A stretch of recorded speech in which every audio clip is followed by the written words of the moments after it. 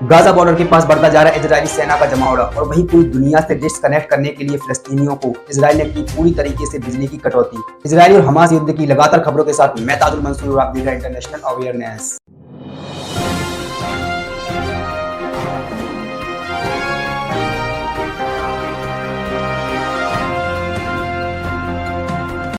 Israel और Hamas के बीच लगातार संघर्ष जारी है और इसी बीच इजरायल के प्रधानमंत्री नेतन्याहू और विपक्ष के नेता बेनी गैंट्ज के बीच यूनिटी गवर्नमेंट बनाने की सहमति बन गई है।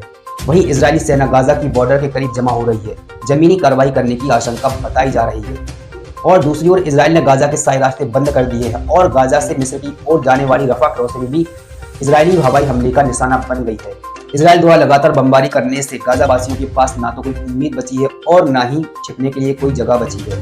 गाजा के 23 लाख लोगों में अधिकांश के पास ना तो कोई बिजली है और ना ही पानी है और उनके छोटे इलाकों पर इजरायल द्वारा लगातार बमबारी करने की वजह से उनके पास छिपने के लिए भी कोई जगह नहीं बची है। वहीं गुरुवार को इजरायल ने कहा कि गाजा पट्टी की पूर्ण नाकाबंदी में कोई मानव अपवाद नहीं होगा जब तक कि उसके बंदी बनाए गए लोगों को रिहा नहीं कर दिया जाता। और रेड क्रॉस ने भीड़ भाड़ वाले अस्पतालों को मुर्दा घर में बदलने से बचने के लिए ईंधन की अनुमति देने का अनुरोध किया। वहीं फिलिस्तीनियों को डर है कि गाजा में रह रहे 23 लाख से ज्यादा लोगों की पूर्ण नाकाबंदी कर दी जाएगी, जिसका सिर्फ एक ही उद्देश्य है कि फिलिस्तीनी अपनी दुर्दशा को दुनिया के सामने ना बता सके।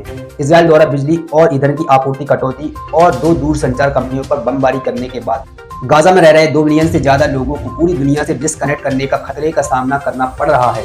जब से हमास ने इजरायल पर हमला किया तब से इजरायल लगातार बमबारी गाजा पट्टी पर करता ही जा रहा है, जिसके चलते रेमाल का तो पूरी तरीके से सफाया हो गया है। वहीं फिलिस्तीनियों के 1354 लोग मारे गए हैं और 6049 लोग अभी घायल हैं। वहीं वेस्ट बैंक में 25 लोग मारे गए हैं और 150 से ज्यादा यानी 150 से ज्यादा लोग घायल हैं। वहीं रूस के विदेश मंत्री सर्गेई लावरोव ने फिलिस्तीनी राज्य की स्थापना की प्रतिबद्धता को गंभीरता से लेने की बात कही और इजरायली मीडिया ने अपने होम फ्रंट में बताया कि लेबनान की सीमा पर रहने वाले 50% इजरायलियों को निकाला गया। वहीं ईरान के राष्ट्रपति इब्राहिम राइसी ने कहा, गाजा और उसके कब्जे वाले क्षेत्रों में इजरायल जो कर रहा है वो मानवता के खिलाफ अपराध है, जिससे उन्होंने इस्लाम और अरब देशों से इजरायल के हो रहे अपराध को रोकने के लिए सहयोग करने का आह्वान किया। वहीं गुरुवार को इजरायली अधिकारियों द्वारा इजरायली जेलों में बंद 5000 से ज्यादा फिलिस्तीनियों को बिजली और पानी की पूरी तरीके से कटौती कर दी गई है।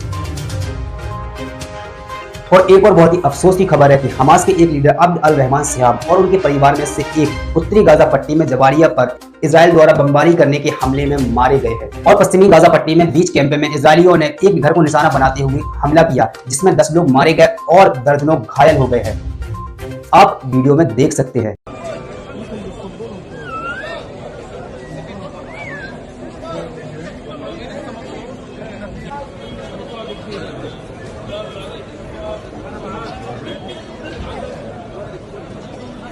حماية دولية يا ابو مازن، كلكم ساكتين ليش علينا؟